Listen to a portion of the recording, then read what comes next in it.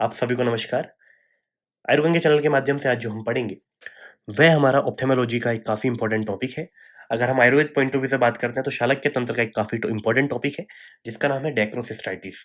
डेक्रोसिस्टाइटिस एक अगर हम नॉर्मली बात करते हैं, तो संधिगत रोग के अंतर्गत एक रोग आता है पूयालस। उसके द्वारा इसको कोरिलेट किया जाता है, उसका मॉडर्न कोरिलेशन डेक्रोसिस्टाइटिस के रूप में आता है। क्या है डेक्रोसिस्टाइटिस, इसके बारे में जानते हैं। डेफिनेशन से स्टार्ट करते हैं, टॉपिक को समझना स्टार्ट करते हैं। देखिएगा, डेफिनेशन सबसे पहले देखेंगे। तो सबसे पहले डेफिनेशन बोलती क्या है, तो डेफिनेशन कहती है inflammation of the lacrimal sac. Inflammation of the lacrimal sac is called dacryocystitis. तो लैक्रिमल सैक का जो इन्फ्लामेशन है, उसको कहा जाता है डेक्रोसिस्टाइटिस, जो कि कितने प्रकार का होता है। तो इसमें यहाँ पर प्रकार की बात कर रहे हैं, तो टाइप की बात करते हैं, तो एक्यूट और क्रोनिक। एक्यूट का मतलब है कि कुछ नवीन अवस्था में बिल्कुल अभी अभी हुआ है, तो एक्यूट है। और क्रोनिक का मतलब है कि लंबे समय से चीजें चलती आ रही हैं, तो क्रोनिक कंडीशंस में आ जाता है। तो एक्यूट में हम जो लेते हैं, वो नॉर्मली जो हमने अभी नॉर्मली डेफिनेशन पढ़ी है, उसी को एक्यूट में कंसीडर कर लेते हैं। क्रोनिक में क्या करते हैं, क्रोनिक में जो ये कंडीशन है थोड़ी सी रोस्ट होती चली जाती है, तो इसकी वजह से क्या होता है कि वहां पर नैरोइंग होनी स्टार्ट हो जाती है। किसकी? एनएलडी की। एनएलडी किसको बोलते हैं? नेजो लैक्रिमल डक्ट जो है, वो नैरो होना स्टार्ट हो जाती है, तो उसको बोलते हैं क्या? पहले तो केवल लैक्रिमल सैक ही था जो क्या हो रहा था, वहां पर इन्फ्लामेशन हो रहा था। अब उसी इन्फ्लामेशन का एक वर्स्ट रूप आ गया है, थोड़ा सा एग्रीवेटेड कंडीशन आ गई है, तो वो नेजो लैक्रिमल डक्ट को ही पूरा का पूरा क्या करने लगी है, नैरो करने लगी है। तो उसकी वजह से क्या होता है, जो कंडीशन होती है, वो क्रोनिक डेक्रोसिस्टाइटिस कहलाती है। उसके बाद आगे बढ़ते हैं और आगे बात करते हैं इसके टाइप्स में कि क्या-क्या चीजें बताई गई हैं। तो टाइप्स में देखिएगा, सबसे पहले हम जो बात करेंगे, वो हम बात करेंगे इसकी इटियोलॉजी की। इटियोलॉजी के लिए बात करेंगे, एक्यूट में इटियोलॉजी की बात कर रहे हैं, तो वो सबसे पहले से बताया कंजक्टिवाइटिस के कारण ये हो सकता है कई बार। फिर उसके अलावा बोला कि स्ट्रेप्टोकोकस जो होते हैं, ओरियस, न्यूमोनियाई और हिमोलिटिक्स, उनकी वजह से भी देखने के लिए मिलता है। क्लिनिकल फीचर में अगर बात करते हैं, तो एपिफोरा आपको देखने के लिए मिलता है। 1 मिनट रुकिएंगे। हाँ, क्लिनिकल फीचर्स में एपिफोरा यानी कि एक्सेसिव जो वाटरिंग है आइज से, वो मिलेगी। स्वेलिंग मिलती है, कंजेशन मिलता है, कीमोसिस हो जाता है, पायरिक्सिया हो जाएगा, टेम्परेचर में राइज मिलता है, पेन मिलेगा आपको यहाँ पर। तो ये सब लक्षण आपको वहाँ पर देखने के लिए मिलते हैं। कॉम्प्लिकेशंस में अगर बात करें, तो ऑर्बिटल और सेलुलर सेलुलाइटिस आपको यहाँ देखने के लिए मिलेगा। ऑस्टियोमेलाइटिस देखने के लिए मिलता है, और थ्रोम्बोसिस मिलता है कैवर्नस साइनस में। ये आपको एज अ कॉम्प्लिकेशंस यहाँ पर देखने के लिए मिलता है। ये हमने नॉर्मली कुछ बातें करी हैं किसके बारे में, एक्यूट डेक्रोसिस्टाइटिस के बारे में। अब इसी क्रम में हम बात करेंगे क्रोनिक डेक्रोसिस्टाइटिस के बारे में, कुछ चीजें देखेंगे। तो ये हम क्रोनिक के बारे में बात कर रहे हैं, तो इसकी सबसे पहले इटियोलॉजी। तो यहाँ पर नीमो, स्ट्रेप्टो और स्टेफाइलो कोकाई यहाँ पर काम करते हैं।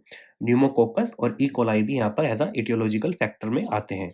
क्लिनिकल फीचर्स इसके कुछ जो हम पढ़ेंगे, वो एक स्पेसिफिक होते हैं, जो कि स्टेज वाइज होते हैं, वो हम आगे पढ़ेंगे। बट अभी एक इसमें बोला गया हाइपोपोएम कॉर्नियल अल्सर यहाँ देखने के लिए मिलता है, जो इसका कॉम्प्लिकेशन भी है, और इसमें कंजक्टिवाइटिस ऐसा कॉम्प्लिकेशन देखने के लिए आपको मिल जाता है। अब बात करते हैं इसके क्लिनिकल फीचर्स की, जो मैंने आपको बताया स्टेज में होते हैं। तो स्टेज में होने के कारण इनको याद करिएगा आप, काफी इंपॉर्टेंट है, पूछा भी जाता है कई बार। तो इसके लिए एक ट्रिक लिखी है, सीएमपीओ फेस्ट है। एक सीएम है जो कि एक फेस्ट में आए हैं, तो उनको कोल्ड ड्रिंक वगैरह ऑफर की जा रही है, और कहा जा रहा है सीएमपीओ फेस्ट है। तो इससे आपको याद रखना है, तो सी से आपको याद रखना है कैटरल स्टेज। ठीक है, आपको सी से आपको कैटरल स्टेज याद रखना है। फिर आपका आता है एम। एम से आपको म्यूकोसील, आपको म्यूकोसील याद रखना है। और पीओ से आपको पायोसील याद रखना है। इस तरीके से आपकी ये 3 स्टेज जो आपको है, वो सीएम पीओ से याद हो जाती है। अब जो हमने पढ़ा है फेस्ट है, तो फेस्ट है में आपको एक तरीके का यहाँ पे जो याद रखना है, उनको इस तरीके से याद रखना है, मैं आपको बताता हूँ। तो आपको देखिए, फेस्ट में जो एफ आ रहा है, उससे आपको क्या याद रखना है, तो एफ से आपको फ्लूइड याद रखना है। 1 मिनट, आपको विजिबल नहीं हो पा रहा होगा, हाँ दिख रहा है।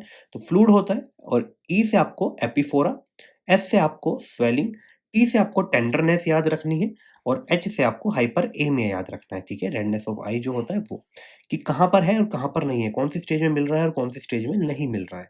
तो अब बात करते हैं फ्लूइड की। तो देखिए, फ्लूइड से हम स्टार्ट करेंगे। पहले मैं इसको रिमूव कर देता हूँ, बाकी चीज़ों को। हाँ, अब हम फ्लूइड से स्टार्ट करेंगे।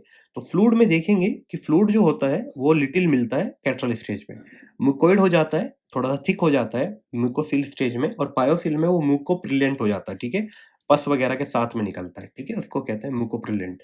उसके बाद में आगे देखते हैं, एपिफोरा जो रहता है, वो तीनों स्टेज में प्रेजेंट रहता है।